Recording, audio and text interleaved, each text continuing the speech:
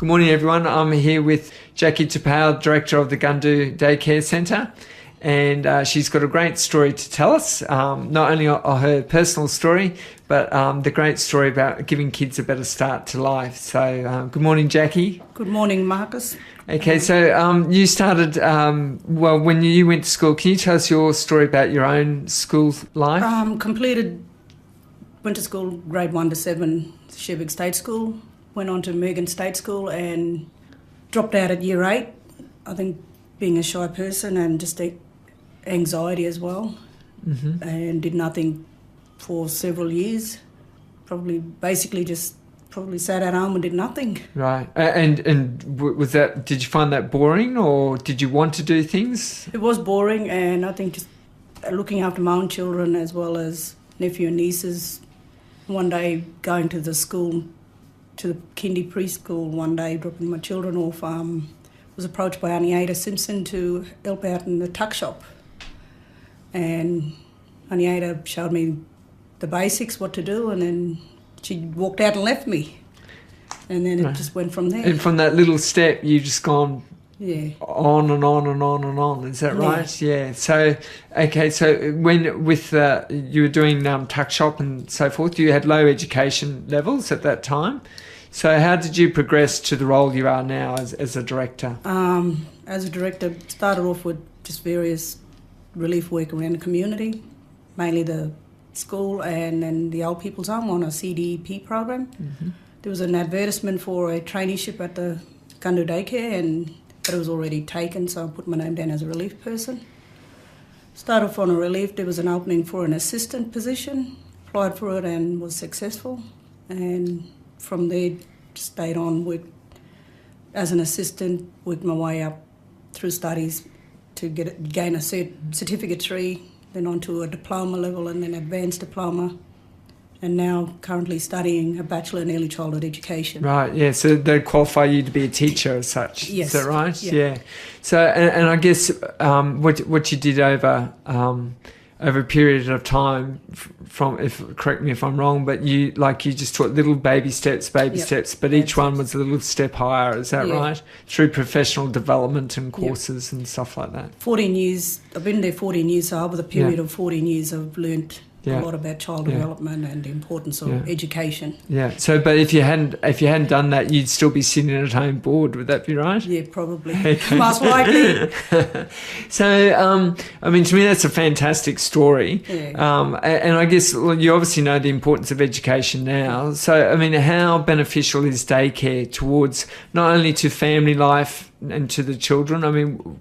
Tell me why you're so committed to daycare. I think first and foremost is the children, being with them, and they give you that encouragement and inspire you to turn up every day at work, provide opportunities for them to be able to learn, and by the time they reach the school, they've got the skills and knowledge to be able to learn, know their colours, their alphabets and numbers. And that's really important because, as I understand it, a lot of Indigenous children per se is when they hit year 1, they're not ready to learn at year 1 level or at prep, so that's where they start falling behind. Yes. So that's where daycare can give them a good start out of the blocks. Is that fair enough? Yes. Yeah. And I think under the new national quality framework, all childcare centres are meant to provide quality standard to improve those education and care services. It really is almost becoming like second school. Yeah, and I think that's great. But if I'm giving a personal story, when I first came to this area, I was pretty much out of work for 2 years. I was doing part-time work, but I was a house dad because my wife was working and she was basically the main provider of the family. And as much as I love my children, I found that a full time with them was pretty draining. Yep. And as a young man, I was totally against daycare. Now I'm 100% for it. And both of our children went into daycare at a very young age. Yep. And I think from a personal level, but I think it helped our family life too, because when they were there, I was so committed to them. I wasn't tired, and I didn't see them as a job. Do you think that reflects what a lot of parents feel when they send their kids to daycare? I think we need to change the mindset of people, because I think childcare is a babysitter's club, but it's more than a babysitter's club, because children are there to interact with other children, which builds their social emotional skills, also their cognitive, which is the thinking skills, their language development, being around other children, educators talking to them, reading stories. What's another one? Language. Yeah. It also gives parents respite for how long they prefer their child to be in childcare. Yeah. So then they can come pick their child up ready to take them home and sit down and spend quality time with them, to maybe read a book. Yeah, and be stimulated when you do it. Yeah, no, that's great. So, I mean, okay, so I'm sitting at home and I'm thinking, I like daycare, but I've got 3 children or whatever, it's going to cost a lot. I mean, how much will it cost and what do you get for that money? At Gundu Daycare, we've got 2 centres. One's a BBF, which is budget-based funded centre, and that's already subsidised, so it's $13 a day for one child, and works out to be $33 for 2 or 3 more children. And then we have our new centre, which is a CCB, which is childcare benefits, and it works out $262 per week. But you get that through. You get it reduced. CCB, covered by CCB, and that's 100%. Right. So you get it all back. Yeah. Basically. Most of it. Okay. So that's almost free daycare. Yep. Okay. And on that basis, though, but your children get fed while they're there. They get educated. They have a great day. Yep. Great fun.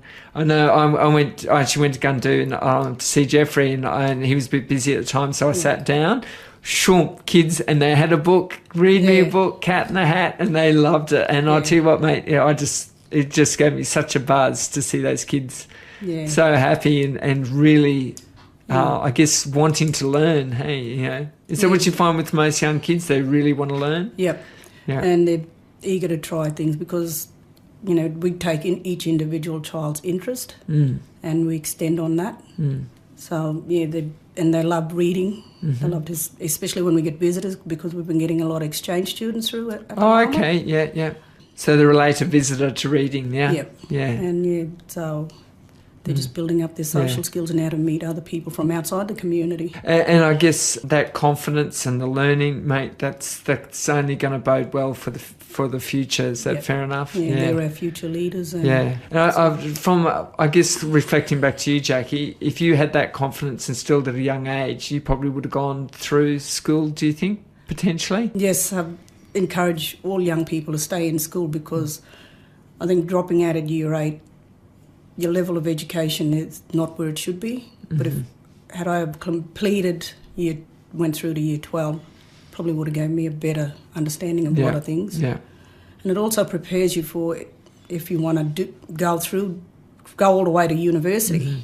Yeah. Or even the TAFE, because you do need those extra skills. And the more educated you get, is it fair enough to say the better you get at the job, the more you enjoy your job, the more you enjoy life? A bit about the more you enjoy your job and you get a lot more understanding.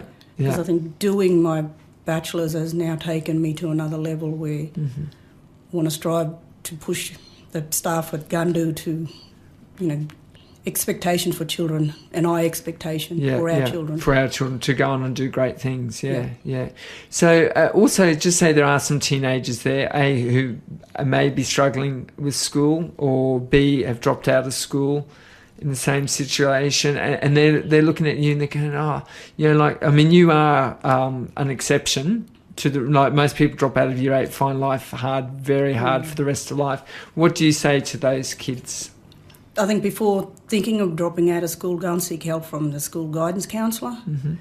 If you do, or if you're out of school now and you're a young person, we've got a great TAFE here. Go and access it, because we've got a lot of wonderful services in this community that people should be accessing. Yeah. And don't be ashamed, just get out there and prove it. Give it a go. We can all do it. Yeah, and there's not only jobs in Cherbourg, there's jobs outside of Cherbourg. You can always come home. That's fair enough to say, do you think?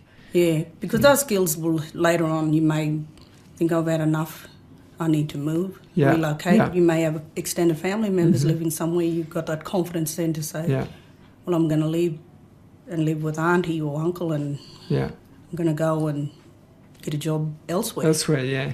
I can tell you from my perspective, Jackie, grew up in Warwick, and I would never have believed I would have ended in Cherbourg. I never even heard of Cherbourg, if you know what I mean, like as a young lad.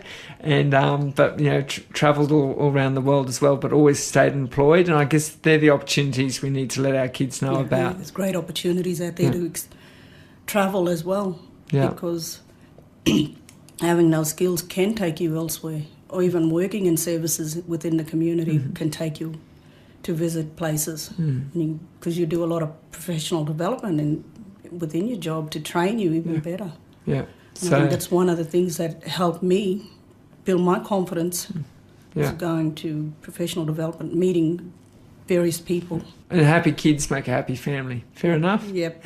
Because they got to grow up and they can look after their mums and dads. Yeah, well, that's true. Yeah, I'm already planning on my retirement. So. Yeah. All right, well, thank you, Jackie, very much. And listen, if anyone is interested in coming, they can come to Gundu and just have a chat. There's no commitment to having a chat. We welcome all parents, families, extended families, grandparents. Please come along. Yeah, and they can actually stay if they want to with their children for a time. We've got an open door policy where if you do want to enrol your child, you can stay all day or get extended family members to pop in and out. Yeah. You can also participate in you may want to come and read to our children or sit and do some activities. We're looking for elders to come in and sit down with our children and share their stories or share big. And I guess also in doing that, that's one way of getting, if there are young people there who are feeling bored, they could drop in for an hour or whatever, get some work experience possibly, and if they like it, they could follow your path, maybe? Yeah, we welcome all young people as well because they are our future leaders. And we've got one young girl who's been went through Gundu as a child. She's now working with us. She's currently enrolled to do a diploma. Most of our staff are enrolled to do their diplomas or have completed diplomas. And we've got 2 other staff members also enrolled to do their Bachelor of Early Childhood. Yeah, that's fantastic, isn't it? Hey, moving forward. So, All right, thank you very much, Jackie. Thank you, Mark.